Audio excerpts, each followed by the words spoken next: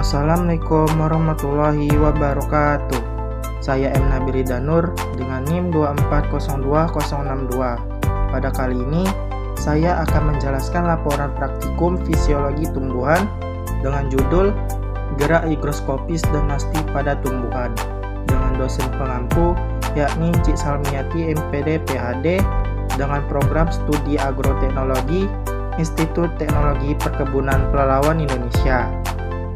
Pertama, latar belakang. Gerak pada tumbuhan merupakan salah satu bentuk adaptasi terhadap perubahan lingkungan, di mana terdapat dua jenis gerak penting, yaitu gerak higroskopis dan gerak nasti. Gerak higroskopis terjadi akibat perubahan kadar air pada jaringan tumbuhan yang menyebabkan pengembangan dan pengerutan tidak merata, seperti pada peristiwa merekahnya buah polong saat kering. Sementara itu, gerak nasti merupakan respon tumbuhan terhadap rangsangan luar yang arah geraknya tidak ditentukan oleh arah datang rangsangan. Contohnya, pada gerak menutupnya daun Mimosa pudica atau putri malu ketika disentuh, atau membuka dan menutupnya bunga sesuai intensitas cahaya.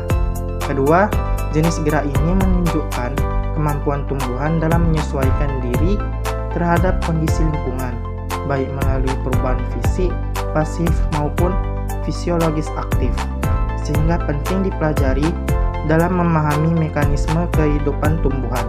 Ritonga 2019. 2. Tujuan praktikum. Pertama, mengamati contoh gerak higroskopis pada organ tumbuhan kering. 2. Mengamati contoh gerak nasti pada organ tumbuhan hidup. 3. Menjelaskan perbedaan mekanisme gerak higroskopis dan nasti pada tumbuhan. 3. Alat dan bahan. Alat yang digunakan yaitu nampan persegi dan gelas cup. Bahan yang digunakan yaitu putri malu, petai cina, kacang tanah, bunga krokot, dan air. 4. Langkah kerja. A. Gerak higroskopis. Pertama, siapkan polong kering misalnya kacang tanah atau petai cina. 2. Letakkan kacang tanah dan petai cina di nampan persegi. Diamati pembukaannya secara alami akibat perubahan kelembapan udara. 3. Basahi kacang tanah dan petai cina dengan sedikit air, lalu jemur di bawah cahaya matahari untuk mempercepat pengeringan. 4. Amati perubahan bentuk atau pembukaan kacang tanah dan petai cina yang terjadi. B. Gerak nasti. 5. Siapkan tanaman putri malu atau bunga krokot. 6. Sentuh daun atau tangkai putri malu dan amati respon penutupan daun seismonat nasti.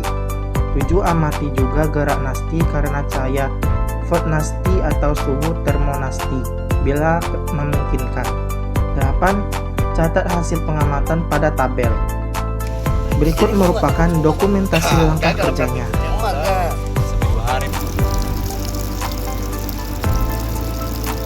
Udah 5 detik aja. Stopwatch ke detik berapa tuh?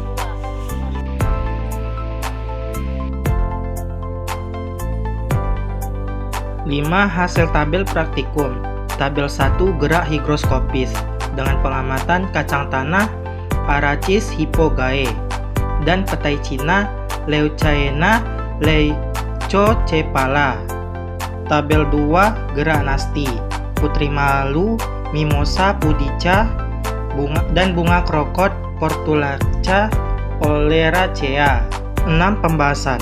Pada tabel 1 menunjukkan hasil pengamatan terhadap gerak higroskopis pada organ tumbuhan, yaitu kacang tanah dan petai cina.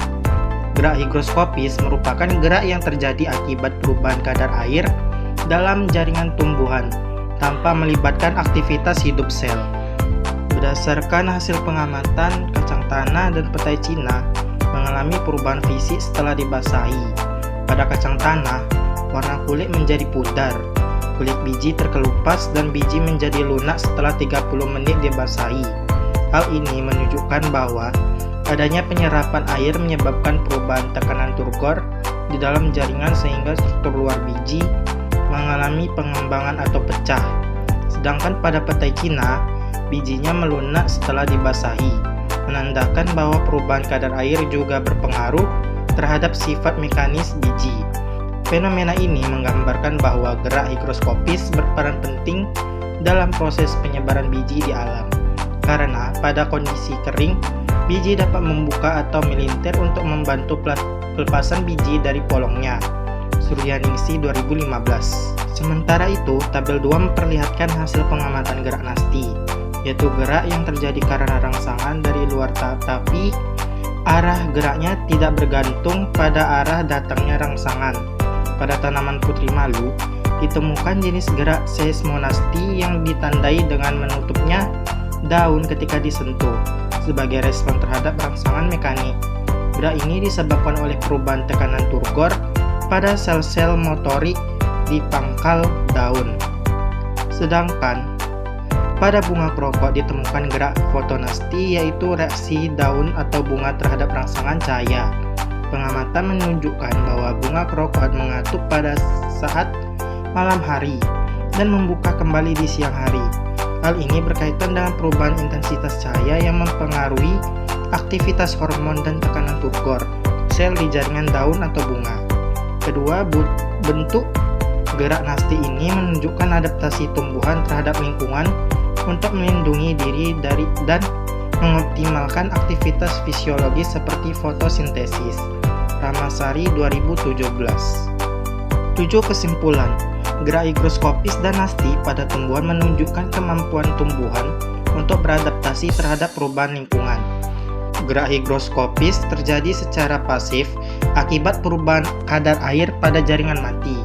Sedangkan gerak nasti merupakan gerak aktif yang dipicu oleh rangsangan luar seperti cahaya, suhu, atau sentuhan.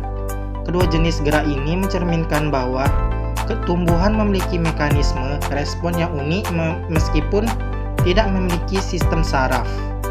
Berikut merupakan daftar pustakanya.